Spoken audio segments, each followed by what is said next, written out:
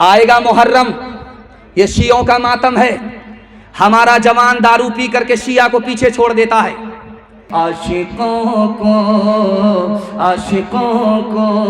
शबाब ने मारा, फासिकों को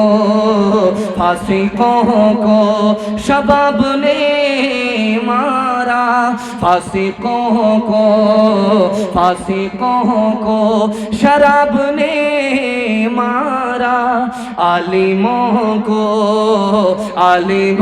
को किताब ने मारा, मुंशियों को हिसाब ने मारा। हम जो अब तक बचे रहे उनसे,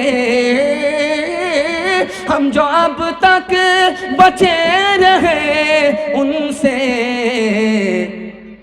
हमको रोटी कबाब ने मारा, हमको रोटी।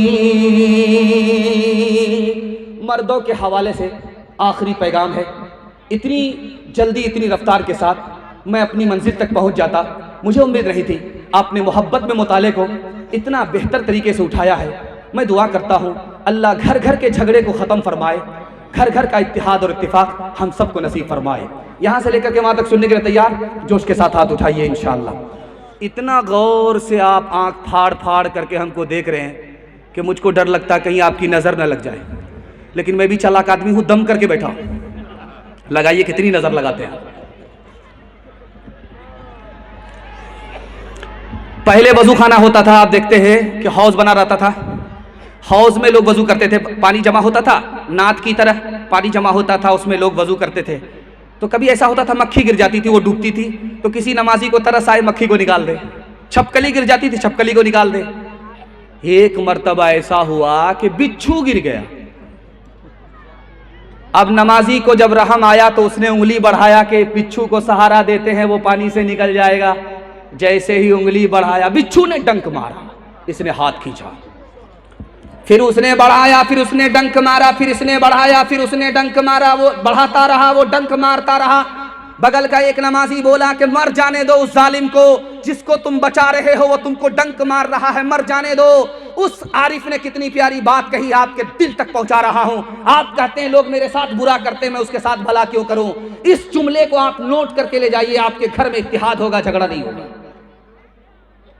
उसने कहा यार मैं बार बार हाथ बढ़ा रहा हूं, वो डंक मारता है, मैं फिर भी हाथ बढ़ा रहा हूं, वो डंक मार रहा, मैं बचा करके रहूंगा, वो चाहे डंक मारता रहे।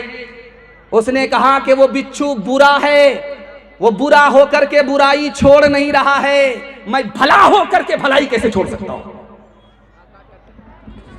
अल्लाह के रसूल ने 9 साल में 10 लाख जमीन को फतह किया, 10 लाख मुरब्बा मील जमीन को फतह किया, बगैर तलवार के, बगैर तीर के। कैसे किया? सिर्फ 3 काम किया, सिर्फ 3 काम हमारे नबी ने किया। 9 लाख मुरब्बा मील जमीन को, 10 लाख मुरब्बा मील जमीन को फतह कर लिया। पहला काम किया, मोहब्बत किया, नफरत नहीं किया। सुभान अल्लाह। हम भी मोहब्बत करेंगे, नफरत नहीं करेंगे, हाथ उठाइए इंशाअल्लाह। दूसरा काम हमारे नबी ने किया, तलवार नहीं चलाई, तीर नहीं चलाई, मैदान फतह हो गया। मदद दिया, मदद से हाथ नहीं खींचा, दुश्मन की भी मदद फरमाई, दोस्त की भी मदद फरमाई। दोस्त की मदद तो सब करते हैं, दुश्मन की मदद कोई नहीं करता। हमारे नबी ने दुश्मन की भी मदद की, उसकी जमीन भी फतह कर लिया, उसका दिल भी फतह कर लिया। और तीसरा काम हमें करना है, करेंगे। हमारे नबी ने माफ किया, बदला नहीं लिया। हाथ उठाइए, वादा कीजिए हम माफ नहीं करेंगे, बदला लेंगे। हाथ उठा दीजिए इंशाअल्लाह।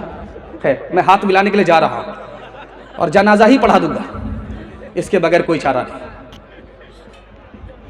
मुसलमानों संभल जाओ, मुसीबत आने वाली है। मुसलमानों संभल जाओ, मुसीबत आने वाली है। तेरी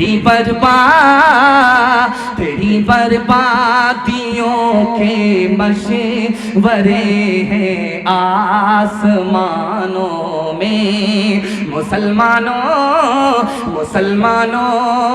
संभल जाओ, मुसीबत आने वाली है।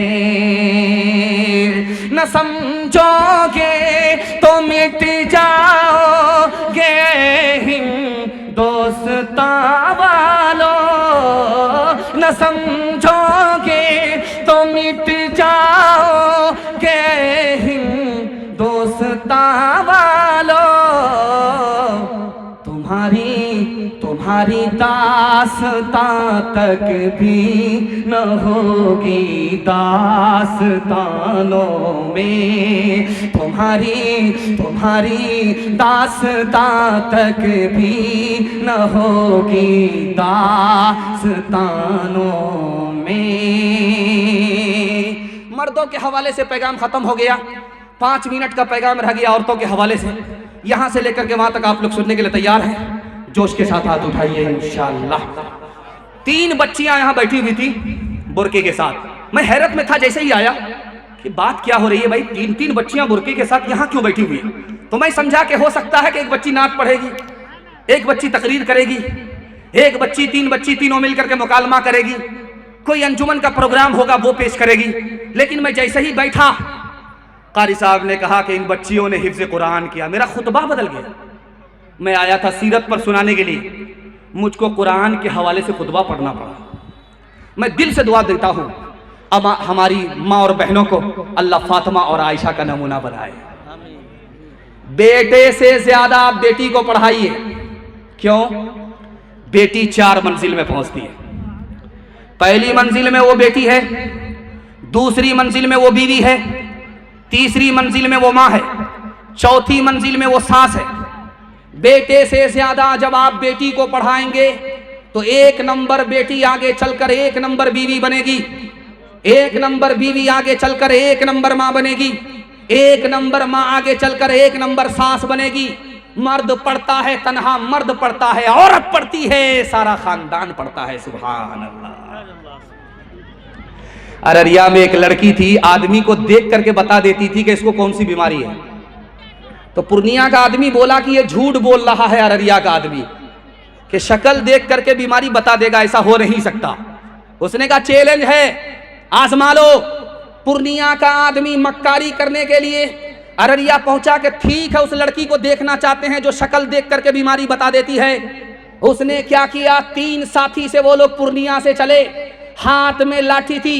उसने अपने एक साथी को पैर में जोर से मारा और मार करके जख्मी कर दिया और प्लान किया कि यही सवाल उस लड़की से पूछेंगे जिसके बारे में दावा है कि शक्ल देख करके जख्म बता देती है, बीमारी बता देती है, इलाज बता देती है। आज आजमाते हैं। जैसे ही वो लोग पहुंचे तो उस लड़की ने जख्म देख करके कहा कि इसको जख्म लगा नहीं है, लगाया गया है। अगर जख्म लगता तो सीधा उत्तर दक्षिण होता, जख्म लगाया गया इसलिए पूरा पश्चिम है, ऊपर नीचे। पहली चोरी तो उसने पकड़ लिया। उसके बाद कहा कि जिस लकड़ी से जख्म लगाया गया है उसमें सांप का जहर था, सूरज निकलने के बाद ये आदमी मर जाएगा। जैसे ही सूरज निकला वो आदमी दम तोड़ करके बैठ गया। बेटी की महारत को चैलेंज करने वाले मौत के हवाले वाले। 4 औरतें बैठी हुई थी। एक शौहर की पता करना था कौन इसमें पढ़ी लिखी है कौन जाहिल है।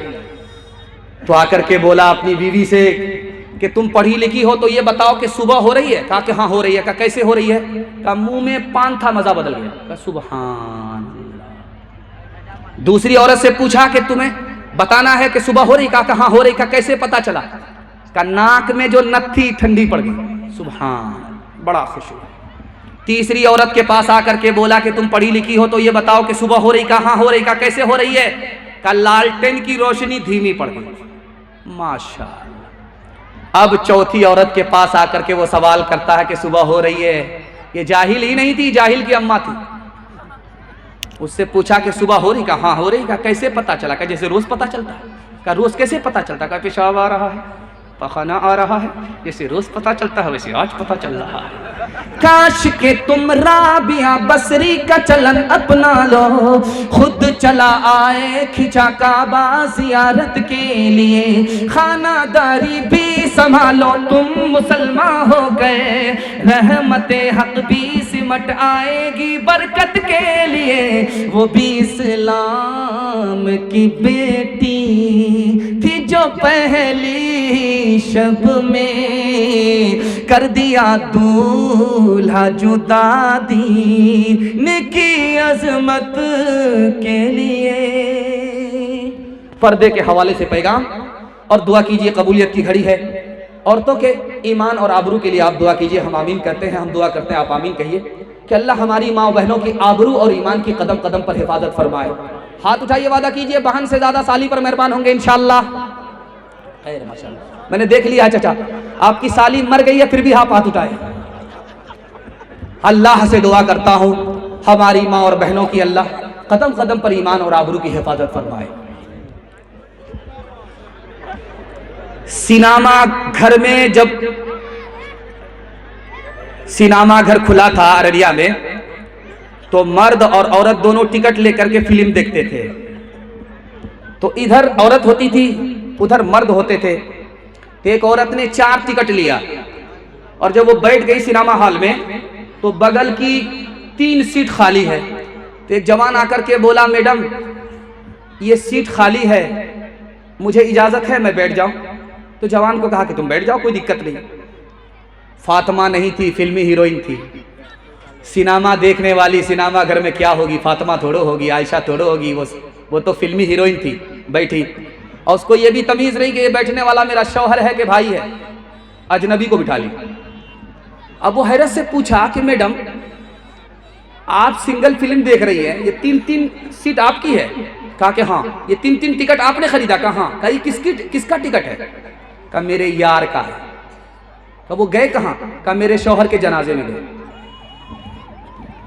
ये दौर आ चुका है, आने वाला नहीं है, आ चुका है।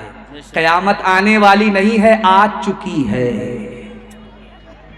अल्लाह के रसूल सल्लल्लाहु अलैहि वसल्लम ने तालीम की, जब वजू के लोटे में पानी हो और जब मर्द उससे वजू करे तो औरत उससे वजू कर सकती है, मगर अगर किसी लोटे में पानी था, औरत ने वजू कर लिया, जो पानी बचा हुआ उससे मर्द वजू ना करे। हैरत की बात है, जो लोटे में पानी बच गया मर्द का, उससे औरत वजू कर सकती है, लेकिन किसी औरत का बचा हुआ पानी लोटे में है, उससे कोई अजनबी मर्द वजू नहीं कर सकता। भाई तो कर सकता है, बाप तो कर सकता है, बेटा तो कर सकता है, शौहर तो कर सकता है, लेकिन गैर मर्द जिससे निकाह हलाल है वो नहीं कर सकता। क्यों? अल्लाह के रसूल ने फरमाया लोटे में बचा हुआ औरत के हिस्से का पानी है, अगर उससे मर्द वजू करेगा तो वह ख्याल में उस औरत तक पहुंच जाएगा, ख्याल में वो उस औरत से जिना करेगा, न रहे बांस न बजेगी बांसुरी, वजू के बचे हुए पानी से वो वजू नहीं कर सकता। अब बताइए, अभी हमारे कारी साहब जख्मी साहब, अब्दुल बारी जख्मी साहब सलाम पढ़ रहे थे, तो उसमें अबू बकर को भी उन्होंने सलाम पढ़ा। अबू बकर अपनी बेटी से मिलने के लिए आए, बेटी यहां बैठी है, अबू बकर यहां बैठे हैं, सिर्फ बाप बेटी दोनों एक जगह है, बाकी कोई नहीं है। बाप भी अबू बकर रज़ी अल्लाहु अन्हु, बेटी का नाम आयशा रज़ी अल्लाहु अन्हा, नबी की बीवी और अबू बकर की बेटी, बाप बेटी दोनों एक जगह जमा। अल्लाह के रसूल ने कहा अबू बकर तुम जवान हो, तुम्हारी बेटी जवान है, बेटी के साथ तन्हाई में मत बैठो, तीसरा शैतान होता है। अबू बकर तुम्हें पता नहीं कि शैतान तुमको कहां से कहां पहुंचा दे। डीजे का डांस चल रहा था, तो एक लड़का ने पैसा छीट करके बोला वाह रे लड़की क्या डांस किया। तो बगल का एक आदमी बोला वो लड़की नहीं है लड़का। कहा सॉरी मैडम मुझसे भूल हो गई। तो वो आदमी कहता मैं मैडम नहीं हूं, उसी लड़के का बाप, जिस पे बांधा था खुदा के दुश्मनों ने इत्तिहाद, आज तक इंसान शर्मिंदा है उस इल्जाम पे। हो मेरे माँ बाप कुर्बान उस मुकद्दस नाम पे, हो मेरे माँ बाप कुर्बान उस मुकद्दस नाम पे, हो मेरे माँ बाप कुर्बान उस मुकद्दस नाम पे। आयशा के सैकड़ों एहसान है इस्लाम पे, आयशा के सैकड़ों एहसान है इस्लाम पे। हमारे दोस्त अजीम मुरब्बी, अजीम मुस्लिह, ये अलग बात है कि इनको आजकल लोग गाय की तरह दूर हैं। मैंने कहा कि आपका हाल जर्सी गाय का हाल होने वाला है। जक्शन दे करके 60 किलो दूध निकालेंगे, उसके बाद कसाई के हवाले आपको कर देंगे। आप लोगों की दुआ इनको मिलती है और अल्लाह ताला ने इनकी ज़िंदगी में चार चांद लगा दिया है। ये बयान से पहले आराम के चक्कर में रहते हैं, लेकिन जब माइक पकड़ते हैं तो पसीना छूटता रहता, बयान करते रहते हैं। इनके वास्ते मैं दुआ करता हूँ अल्लाह इनकी उम्र में, इल्म में, अखलाक में और अमल में अल्लाह खूब खूब बरकत अता फरमाए।